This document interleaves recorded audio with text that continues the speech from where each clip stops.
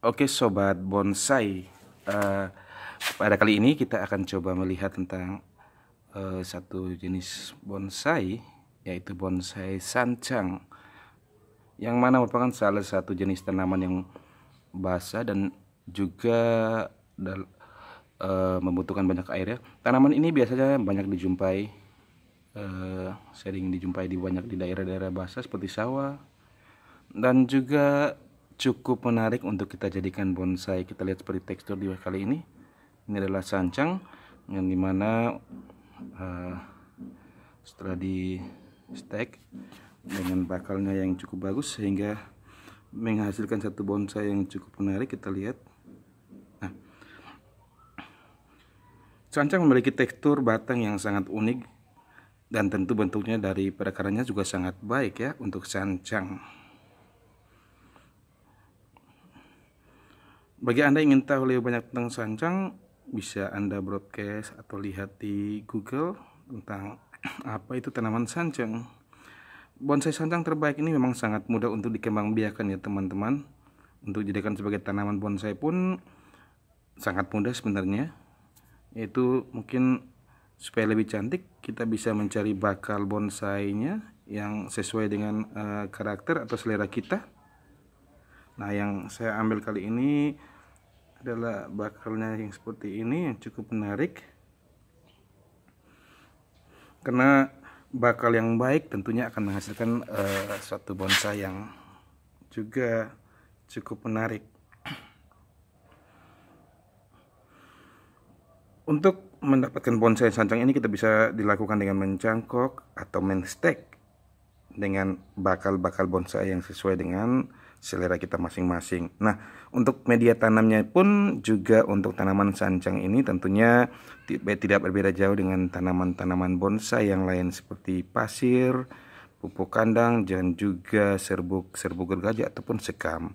Nah, untuk pemilihan potnya juga kita harus melihat karena media tanamnya ini juga selain sebagai tempat tanaman ini mengambil makanan, juga tampilannya juga harus kita perhatikan sehingga sesuai dengan karakter daripada bonsai ini. Tentunya untuk agar kualitas dari bonsai sancang tetap terjaga, maka perawatan pun tentunya kita harus dilakukan dengan baik dan tepat ya. Karena memang sancang ini juga cukup rawan dengan hama atau kutu ya. Oleh sebab itu tentunya perlu dilakukan perawatan dengan baik. Bahkan jika terkena kutu ataupun hama, ada beberapa cara yang harus kita lakukan, seperti mungkin kita membuang kulit arinya yang terkena kutu ataupun terkena hama ya. Sehingga karena di tempat kulit arinya itu biasanya berkembang biak hama maupun kutu. Hal ini tentunya dapat mencegah terjadinya penumpukan kutu pada tanaman bonsai sancang ini, sehingga yang tersisa adalah yang baik, yang berfungsi dengan baik pada tanaman tersebut untuk penyerapan air maupun makanan pada media yang ada.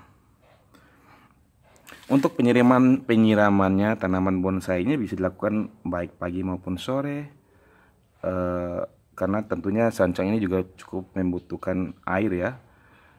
Untuk tanaman sancang ini juga pun peletakannya juga kita harus memperhatikan sinar matahari, karena sancang ini juga memerlukan sinar matahari secara langsung. Jangan sampai kita endapkan dia dalam ruangan, tentunya akan mempengaruhi perkembangbiakan dari sancang ini. Untuk pupuk yang dibutuhkan tanaman sancang tentunya banyak, tapi kalau di sini menyarankan juga ada pupuk kandang juga cukup bagus ya, karena untuk bonsai tentunya banyak pupuk yang bisa digunakan.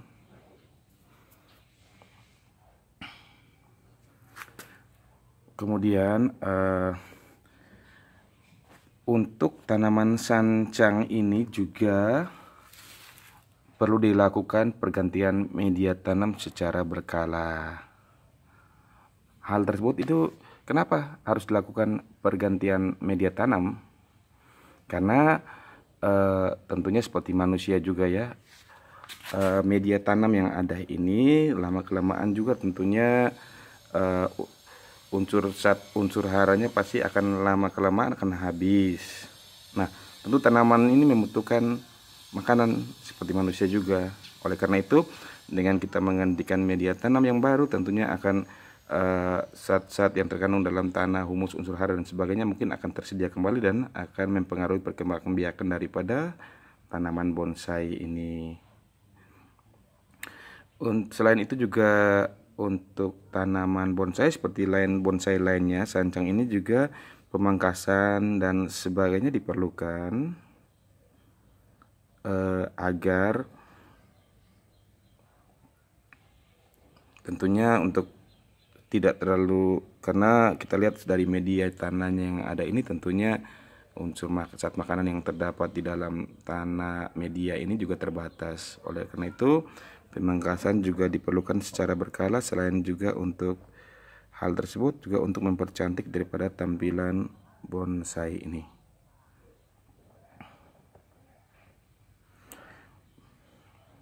Selain itu pembaharuan media tanam juga untuk mempertahankan kelangsungan hidup dari tanaman bonsai tersebut ya.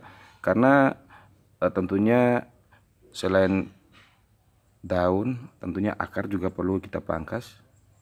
Sebab kalau kita biarin semakin hari tentunya akar akan membuat wadah pot ini semakin banyak atau semakin penuh.